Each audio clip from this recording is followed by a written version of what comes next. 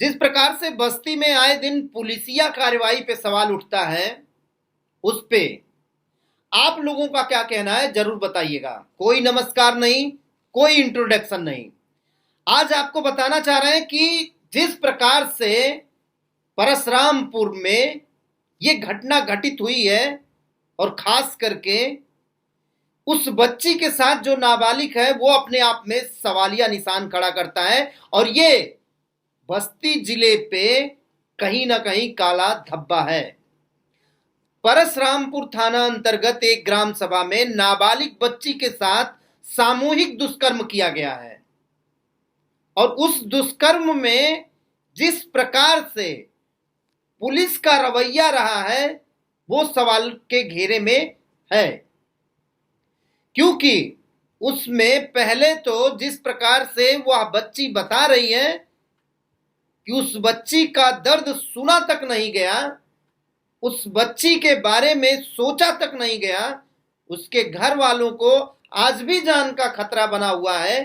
जिस प्रकार से वह पूरी बात अपनी रखी है, ये कहीं ना कहीं पुलिस का ये अपना जो संवेदनशील एक रवैया होना चाहिए वो कहीं ना कहीं धूमिल होते हुए दिखाई दे रहा है।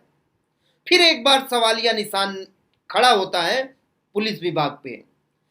लेकिन गाये बेगाये जिस प्रकार से भी वो एफआईआर लिखी गई है, उस एफआईआर में भी जितना जितना समझ में आ रहा है, जितना खोजबीन से पता चला है, जितना सूत्रों के हवाले से आप लोगों को जानकारी दे सकते हैं, उसमें भी पुलिस ने खेल कर दिया है।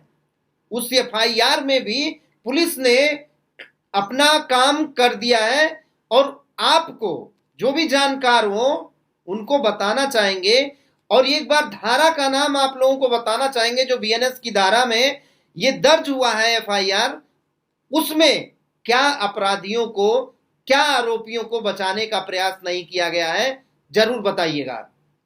बीएनएस की धारा 70(2) लगी हुई है और 70(2) में जैसा कि आप लोग जाके गूगल सर्च कीजिएगा, इसमें पता आपको चल जाएगा कि जो भी 18 साल से कम की बच्ची के साथ अगर इस तरीके से जघन्य अपराध होता है, इस तरीके से बर्बरता होती है, तो उसमें आजीवन कारावास तक की सजा है, मृत्युदंड तक की सजा है।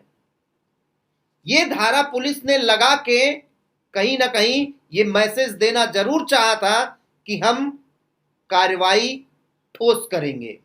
और ऐसे लोगों पे जिस प्रकार से ये पूरा मामला सामने आया है, अगर वाकई में जघन्य ये अपराध हुआ है जिस तरीके से आरोप लग रहा है, तो इन लोगों को कहीं ना कहीं सजा भी इसी तरीके की होनी चाहिए कि दोबारा कभी ऐसे लोग सोच भी ना सके कि हम कभी इस तरीके का अपराध करेंगे भी। दूसरा एक धारा लगा है 352 का, तीसरा 115(2) का, लेकिन इसमें जो धाराएं 5 और 6 लगी हुई हैं ये जरूर बताइएगा। और खास करके अगर वकील साहब कोई इस वीडियो को देख रहे हैं तो जरूर बताइएगा कि पुलिस वालों ने ये खेल क्यों रचा है।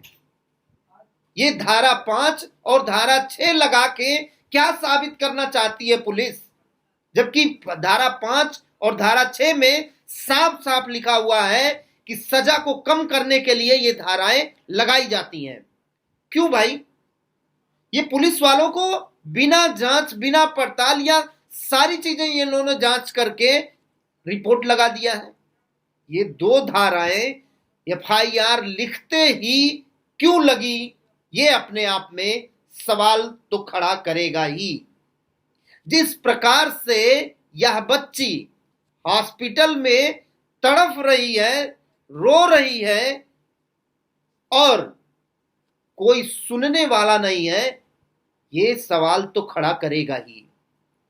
जिस प्रकार से इस बच्ची के साथ जघन्यता हुई है और जिस प्रकार से इनके घर वालों ने आरोप लगाया है, आप सोचिए कि एक नाबालिग बच्ची के साथ में जिस तरीके से ये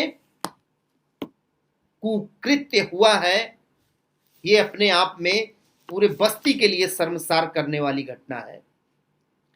इस पूरे मामले पे जिस प्रकार से इस एफआईआर में नाम आया है और जिस प्रकार से बताया गया कि एक बच्ची के साथ में वह शौच करने जा रही थी और जैसे ही उसने वो उस शौचालय से बाहर निकली, वहां मौजूद पहले से मौजूद दो लड़के अभिषेक सिंह और विशाल दुबे, ये दो जो अभियुक्त उसमें बने हैं, ये दोनों बाइक पे पहले से ही इंतजार कर रहे थे उस बालिका का और उसको जबरदस्ती गाड़ी पर बैठाकर और उसका मुंह बंद करके लेके गए। जैसा कि वह लड़की बताई है कि वह उस घर से तकरीबन 500 मीटर दूरी पर एक तालाब है, वहां जाके उसके साथ सामूहिक दुष्कर्म किया गया।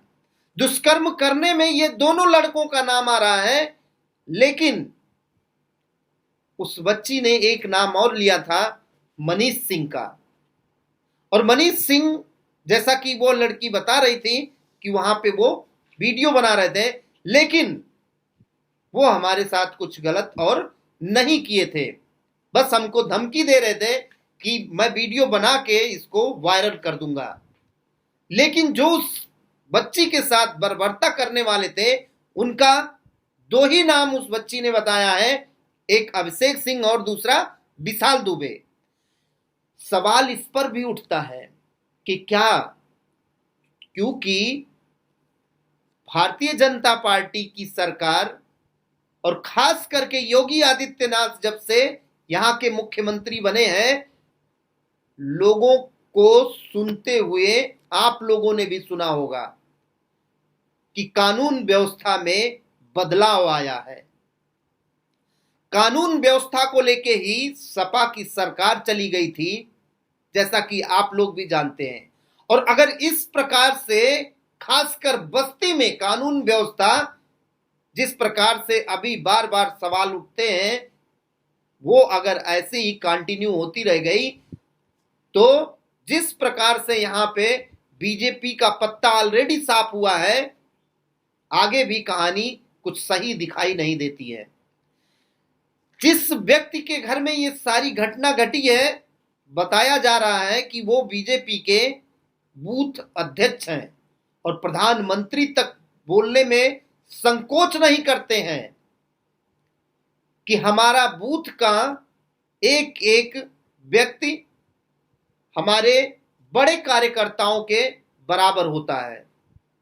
सारी लड़ाइयां बूथ के कार्यकर्ता लड़ते हैं और उसी बूथ अध्यक्ष के घर में इतना बड़ा जघन्य अपराध उस घर के साथ हो जाता है, उस बच्ची के साथ हो जाता है। और बीजेपी के नेता अगर उस घर तक पहुंच के संवेदना व्यक्त नहीं कर पा रहे हैं, तो आप सोचिए कि इनकी राजनीति कहां और किस स्तर पर जा रही है। यहां के नेताओं के ऊपर सवाल उठेगा और मीडिया सवाल पूछेगी भी। इसी में उस बच्ची ने ये आरोप लगाया है कि वो लोग इतने दबंग हैं कि मीडिया भी उनकी पूरी खबर दिखाने से डर रही है। वह बच्ची इतना सहमी हुई थी कि वह सही से अपनी पूरी बात भी नहीं रख पा रही थी। अगर इस क्रम में जिस प्रकार से हमारी बात हुई है, इस पूरे क्रम में जरूर मैं सुनाना चाहूंगा उस बच्ची के बातों को भी आप लोगों को। अगले वीडियो में आप लोगों को ये दिखाएंगे और उसकी जुबानी खुद आप लोगों को सुनाएंगे। लेकिन फिर सवाल वही उठता है कि बुलडोजर बाबा का बुलडोजर कब चलेगा।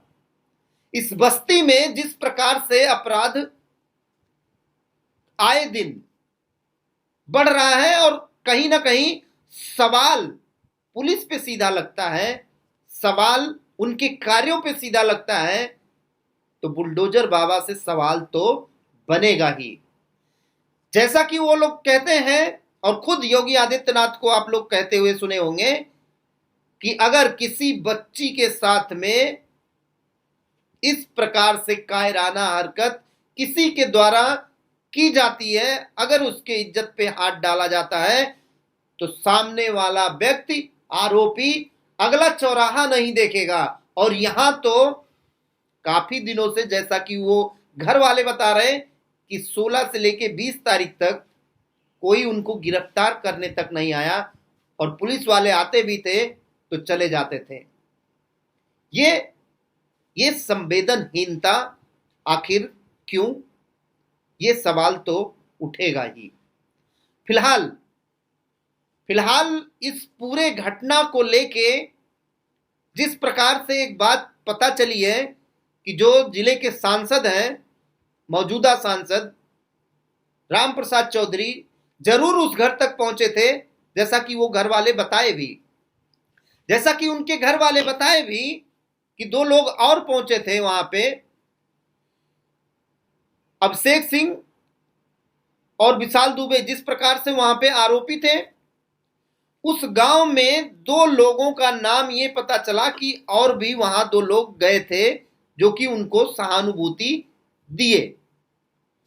उस सहानुभूति में वो 2 नाम वो कल वही लोग खुलासा करेंगे, लेकिन ये तीसरा नाम इसलिए हमने खुलासा किया कि उसमें बीजेपी का कार्यकर्ता नहीं था, और वह भी तब जब खुद जिसके घर में ये पूरी घटना घटी है वह बूथ का अध्यक्ष था। फिलहाल इस पूरी घटना को लेके आपका अपना क्या विचार है जरूर रखिएगा, और ये वीडियो उन जिम्मेदारों तक जरूर पहुंचाइएगा, खास करके क्यों इस तरीके का खेला एफआईआर में हुआ है, जरूर बताइएगा। अभी आप लोग देख रहे थे रिपब्लिक न्यूज टीवी, मैं अमरमणि मिश्रा।